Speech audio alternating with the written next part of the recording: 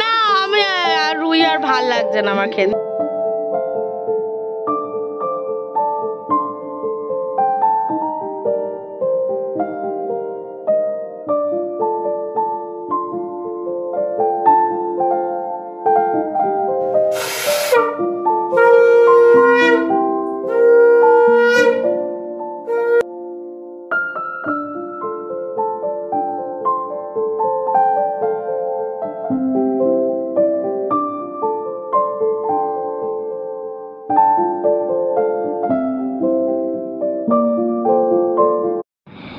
ওই যে আকাশের গায়ে দূরের বলাকা ভেসে যায়, ওরা বাসা বাঁধে না, ওরা চঞ্চল, ওরা উত্তম, ওরা কারোর ব্যথায় কাঁদে না।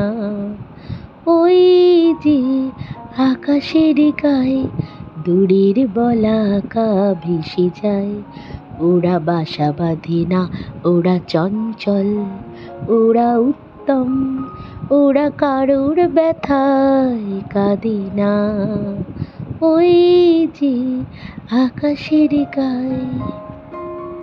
গুড মর্নিং বন্ধুরা, বঙ্গরিশাশ্রীর থেকে অনেক অনেক স্বাগত তোমাদের, আর একটা সুন্দর সকালের অনেক শুভেচ্ছা তোমাদের জানালাম। তোমরা সবাই কেমন আছো বন্ধুরা? আমরা তো এই ভালোই আছি। আর আজকে এই মঙ্গলবারের দিনটা শুরু করলাম অনেক ব্যস্ততার কাজের মাধ্যমে। তবে আজকে না মানে অনেকক্ষণই শুধু মনে হচ্ছে কি একটু ঘুমাই একটু ঘুমাই। মানে আগের দিন এত ব্যস্ততা গেছে, এত কাজের চাপ গেছে এই রাখি পূর্ণিমার জন্য, তো আজকে আর ইচ্ছাই করছে না যে একটু মানে খাটাখাটনি করি, শুধু মনে হচ্ছে কি একটু ঘুমিয়ে নিই। তো এই সব ভাবনা চিন্তা নিয়ে আজকে সব থেকে বড় কাজটা স্কিপ করেছি, সেটা হচ্ছে দিনের বেলায় কোনো রান্না করিনি আজকে। কেননা আমাদের আগের দিনের ওই পোলাও আর পনির তরকারি করেছিলাম, তো ওটাই রয়ে গেছিল। তাই সবার প্রথম এই বড় কাজটা স্কিপ হয়ে আমি বিশাল খুশিতে ছিলাম সকাল থেকে। আর সকালবেলায় গরম গরম একটু লিকার চা নিয়ে আজকের দিনটা শুরু করে দিলাম।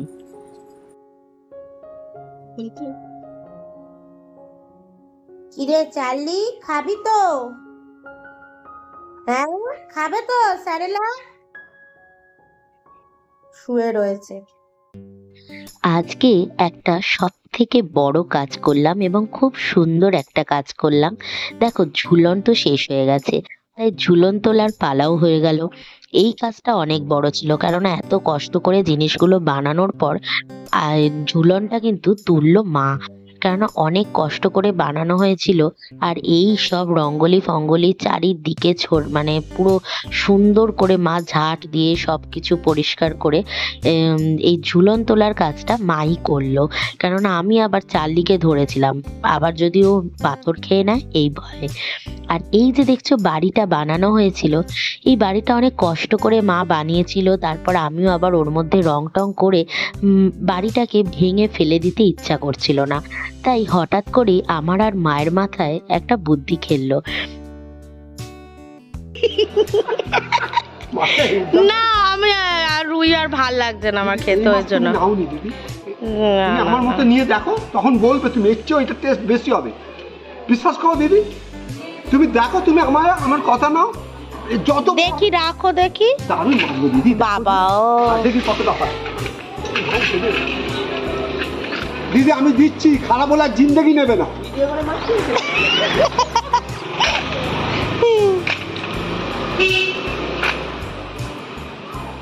বাবা কত ওজন হচ্ছে। আমি ভালো করে কেটে দিচ্ছি, আশপাশ থাকবে না। হ্যাঁ বুঝতে পারছি, এটা আশপাশ থাকবে না, ভালো না। সেদিন আমার যন্ত্রটা ছিল না বলে না, কি করবো বলো, আমারও কিরম লাগছে। থাকবে না দিদি, মনোটা তোলার জন্য করে কানকোটা ফেলে দিও। সব করে দেবো, ভালো।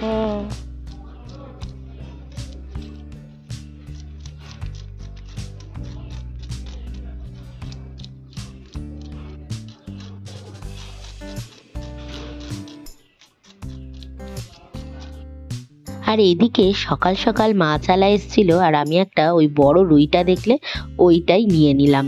তবে সত্যি রুই মাছটা দেখেই মনে হচ্ছিল খুব ফ্রেশ আর খুবই ভালো। আর মাছের তেলটা দেখে মনেই হচ্ছিল যে কতটা ফ্রেশ আর জ্যান্ত মাছ। তো তো দেখতেই ভালো লাগছিল। মা 2-3 বার মাছটা ধুয়েই নিয়েছিল, আর ফাইনালি মা আরেকবার করে ধুয়ে ধুয়ে সব টিফিন বক্সে ঠিকঠাক করে তুলে রাখছে। যদিও আজকে আমরা মাছ খাইনি, আর মাছের তেলটাও রেখে দিয়েছি পরের দিনের জন্য। তো এইভাবে আজকে মাছের এই সমস্ত কেটে কুটে সব রাখা হচ্ছে, মানে ধুয়ে টুয়ে রাখা হচ্ছে, সরি কেটে কুটে বলে দিচ্ছি, ধুয়ে রাখা হচ্ছে।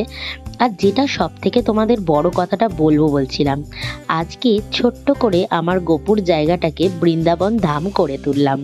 আর সেটা কিভাবে, সেটা তোমরা আস্তে আস্তে কিন্তু দেখতে পাবে। তার জন্য কিন্তু তোমাদের আমার এই ব্লগটা পুরোটা দেখতে হবে। আর তোমাদের যদি এই ব্লগ ভালো লাগে অবশ্যই তোমরা লাইক, কমেন্ট, সাবস্ক্রাইব করে দিও। আজকে অনেক কটা জামা কাপড় জমে গেছিল, তাই ভাবলাম যে ফালতু আর ওয়াশিং মেশিনে না দিয়ে একটু নিজে হাতে কেচেই নিই। তাই আজকে সব জামা কাপড়গুলো নিজে হাতেই কেচে নিলাম। নিয়ে দেখো জামাগুলো সব ধুয়ে টুয়ে মেলে দিচ্ছি।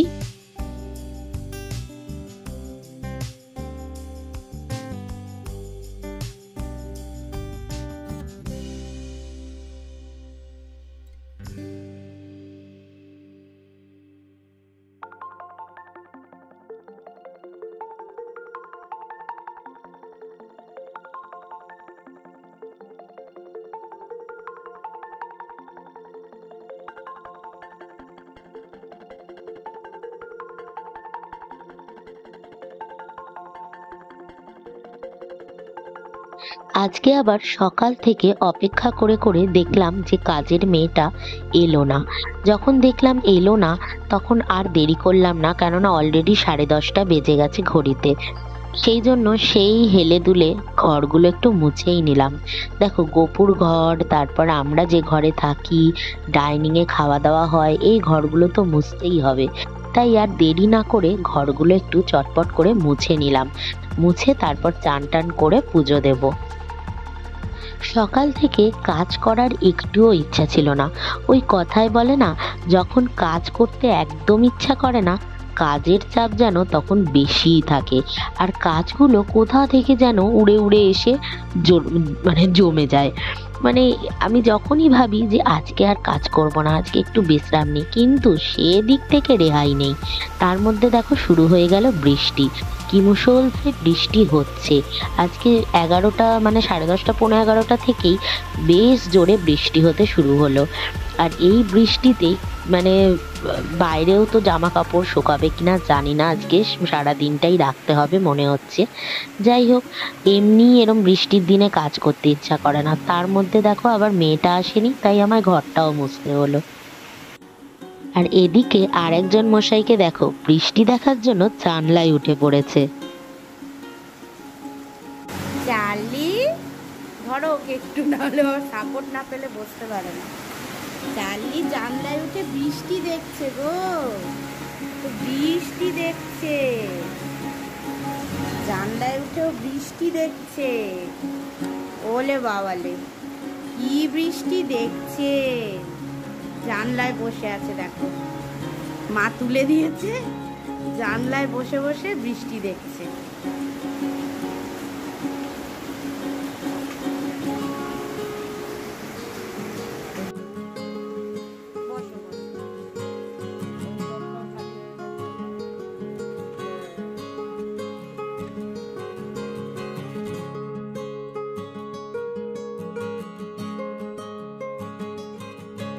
গপু, ও বাবা, গপুর হাতে রাখি, রাখি পরে গপু ঘুমিয়েছে, রাখি পরে ঘুমিয়েছে।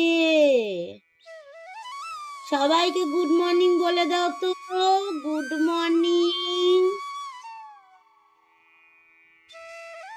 যেমনটা আমার ইচ্ছা হয়েছিল যে আমার গোপুসোনার এই জায়গাটাকে বৃন্দাবন ধামের মতন করে দেব।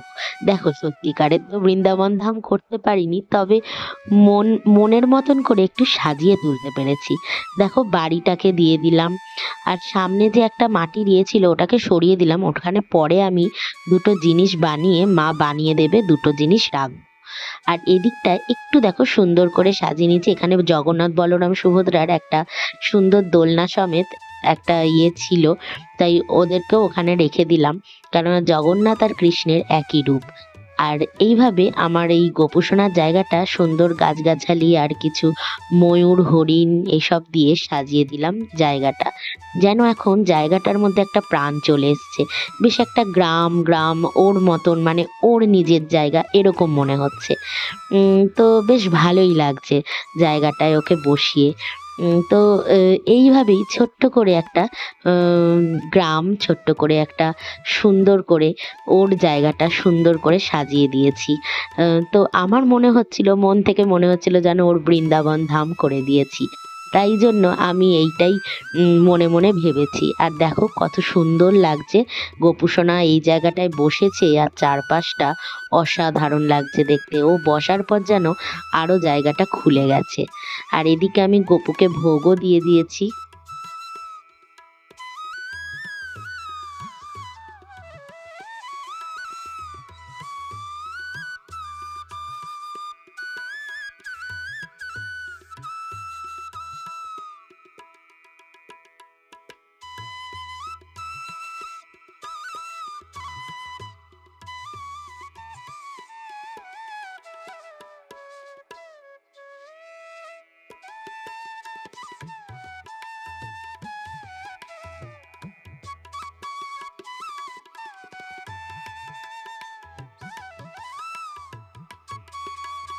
ঠিক দুপুরবেলা হলেই আরেকজন কিন্তু মনে করে চলে আসে আমার কাছে খাবে বলে। এবার রান্না হোক আর নাই হোক, ও চলে আসবে ঠিক সময়। তাই ওকে একটু কেক ভেঙে দিয়ে দিলাম, দেখো সেটা নিয়ে খাচ্ছে কিরকম।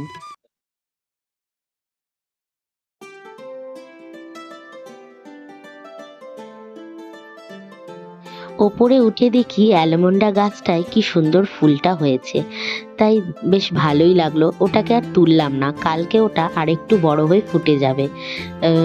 তো এইদিকে তো ওইটা হয়েছে, আর এদিকে আমি কিছু পয়সা, মানে নয়নতারা, আর ওদিকে আরো কিছু ফুল ফুটেছে, তো কিছু ফুল আমি তুলে নেব পুজোর জন্য।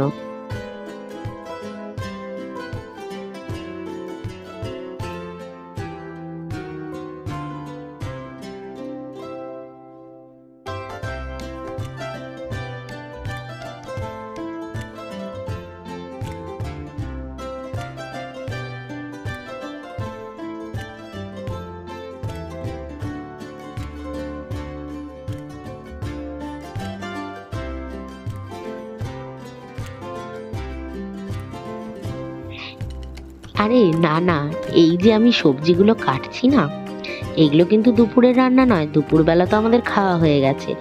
এইগুলো হচ্ছে সন্ধেবেলার। হঠাৎ মনে হলো সন্ধেবেলায় এমন একটা কিছু খাই স্পেশাল, যেটা বেশ মুখটা ফ্রেশ করে দেবে। কেননা দুদিন ধরে ওই পোলাও আর পনির খেয়ে মুখটা একদম মিষ্টি মিষ্টি হয়ে গেছে। তাই জন্য কটা বাঁধাকপির পাতা কুচিয়ে নিচ্ছি, একটু গাজর বিনস নিয়ে নিয়েছি, আর টমেটো কুচিয়ে পেঁয়াজ কুচিয়ে নিচ্ছি।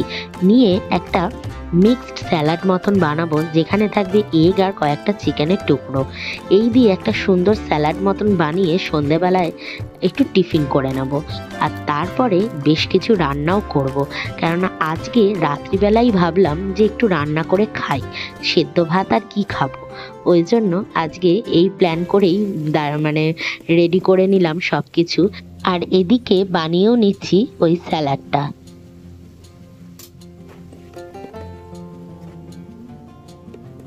বন্ধুরা, আজকে সকাল থেকে পুরো দিনটাই ল্যাদ খেয়ে কাটিয়ে দিয়েছি। মানে এতই গায়ে মানে আলসামো লাগছিল। কালকে তো মানে অনেক পরিশ্রম হয়েছে, অনেক খাটাখাটনি গেছে, তো আজকে কোনো কাজই করতে ইচ্ছা করছিল না। তো যাই হোক, তো সকাল থেকে তাও তোমরা তো দেখলে যে আমি ছোট্ট করে আমার গোপু সোনার জায়গাটাকে একটু বৃন্দাবন ধামের মতন করে দিয়েছি।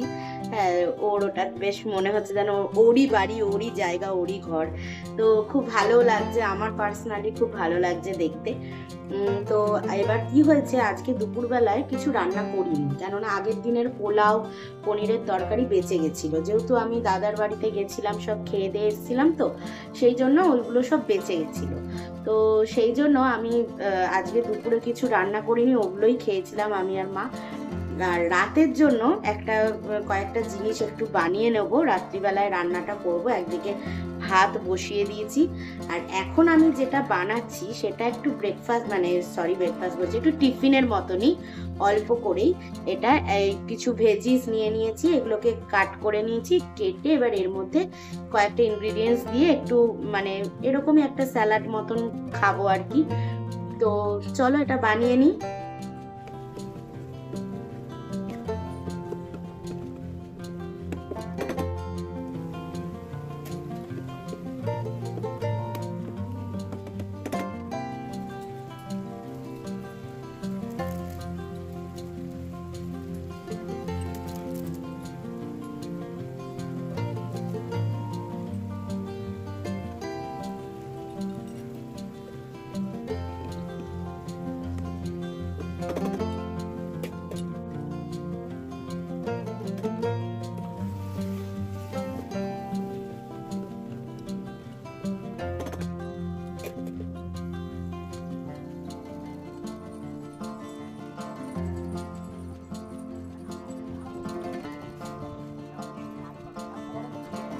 এটা এক ধরনের স্যালাড টাইপ, এর মধ্যে অনেক কিছু আছে, খেয়ে দেখো।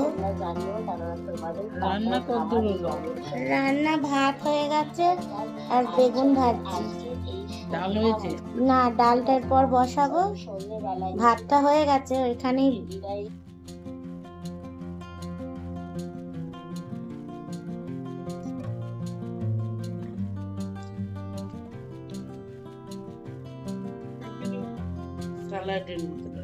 হ্যাঁ,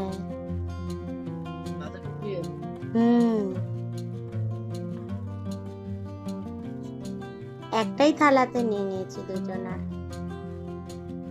চার্লি, এটা তোমার খাবার জিনিস নয় কিন্তু।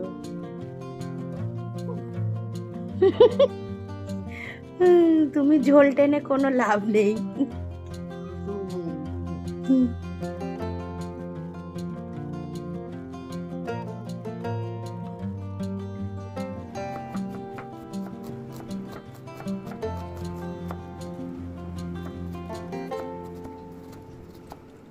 আবার তুই দুষ্টামি করছিস?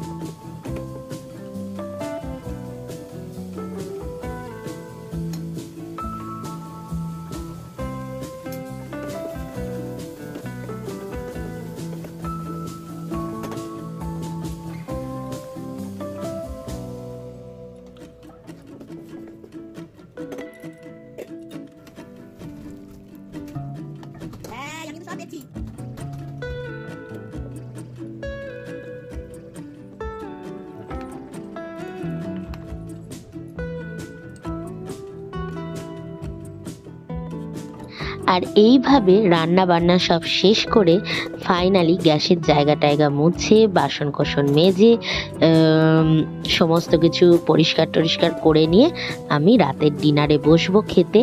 আর আজকের তো মেনু দেখেই নিলে, বেগুন ভাজা, ডাল, আর এদিকে ডিমের ঝাল করে নিয়েছি।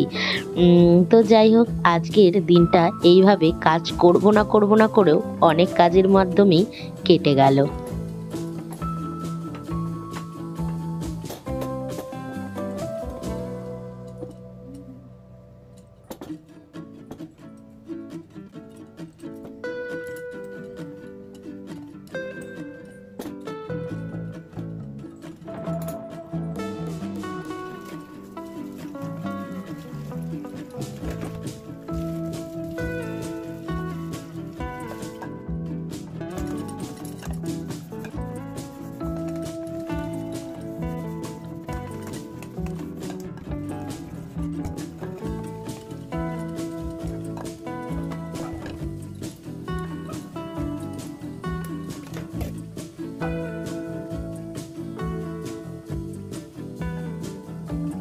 বন্ধুরা, এত রাতে 3 রকম রান্না করলাম, বেগুন ভাজা, ডাল, ডিমের ঝাল করে নিলাম, দিয়ে আজকের রাতের খাওয়া স্টার্ট করছি। দুপুরবেলায় যেহেতু কিছু রান্না করিনি, তাই তোমাদের তো বললামই যে একটু রান্না করে নেব, তো সেটাই করে নিলাম। আর এই রাতে এখন বাজে 9:20 ঘড়িতে, আর আমরা মোটামুটি 9টা থেকে 9:30টার মধ্যে খেয়ে ঘুমিয়ে পড়ি, কেননা ভোরে উঠতে হয়, সেই জন্য তাড়াতাড়ি ঘুমিয়ে পড়ি তাড়াতাড়ি। আর এমনিও মায়ের অনেক মেডিসিন থাকে, তাই একটু তাড়াতাড়ি খাওয়া দাওয়া করে আমরা ঘুমিয়ে পড়ি। তো চলো এখন আমি খাওয়া স্টার্ট করছি। আর একটু ডাল নিয়ে নিই। ডালটা কেমন হয়েছে মা? ডালটা দেখেই মনে হচ্ছে খুব ভালো হয়েছে। তো স্টার্ট করছি খাওয়া। আর আজকের ব্লগটাও এখানে শেষ করলাম। আগামী দিন কিন্তু আবার নতুন ব্লগের সাথে দেখা হবে। আর তোমাদের আজকের এই ব্লগটা ভালো লাগলে অবশ্যই লাইক, কমেন্ট, সাবস্ক্রাইব করে দিও। চলো আজকের জন্য সবাইকে গুড নাইট, টাটা।